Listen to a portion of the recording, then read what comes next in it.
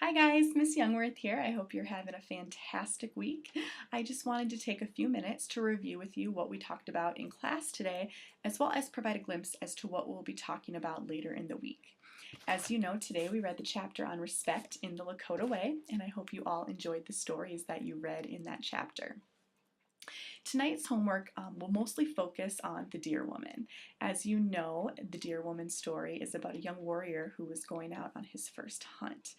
And as he was getting ready to leave, his grandmother told him the story of a young woman, the Deer Woman, who would try to pull hunters from their tents into the cold to have them not return back to their families and provide them with the food and other necessities their tribe needed to survive.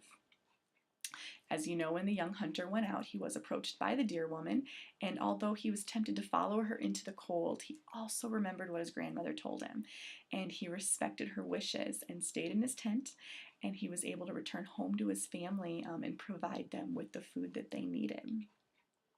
Respect is often something that we link to listening to our elders, listening to what our parents, what our teachers, and what our grandparents tell us to do, and doing it without sass, right? So, what I want you to do tonight is just jot down some ideas on what respect is to you. How do you show respect at home, in the classroom? How do others respect you? Or maybe there's a time where you didn't feel very respected and you want to jot down some notes on that. And bring that list to class tomorrow, and we'll break into small groups and we'll just discuss respect among each other and see how it differs from person to person and what our experiences are in showing and receiving respect. After going through that list, we're going to write just a really brief blog post for our class website on what respect means to us. And then later on in the week, we're going to go ahead and we're going to look a little deeper into that chapter on respect.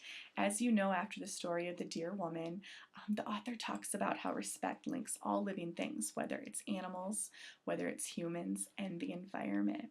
We want to make sure that we're not just showing respect to our fellow classmates, but to the animals that live in the wilderness, to our pets, as well as making sure that we're creating a clean environment for future generations.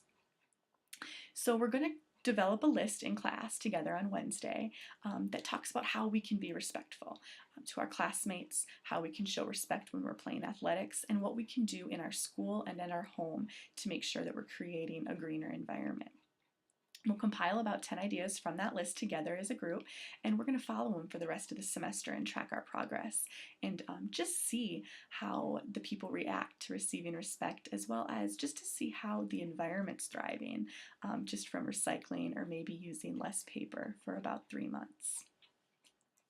And finally, at home, parents, I really want you to work with your students on the meaning of respect. Maybe sit down and just have a conversation with your kids on what respect is to you and what you hope that they learned from you as far as the concept of respect goes. And students, talk with your parents about what we're going to do in class. Talk about the projects that we're going to do to be a little more respectful to our environment. And together, perhaps you guys can go ahead and draft a letter to the editor, whether it's for the school newspaper or whether it is for the local newspaper, just encouraging recycling programs in the school or encouraging our fellow community members to start recycling and being a little more environmentally conscious. Bring that to school and we can take a look at it, share it with classmates, and then send it in. Don't be afraid to share your ideas and your thoughts as a team. And as always, if you have any questions, please feel free to stop by my classroom before or after class or shoot me an email. I'm happy to answer any questions. Have a great week and happy learning.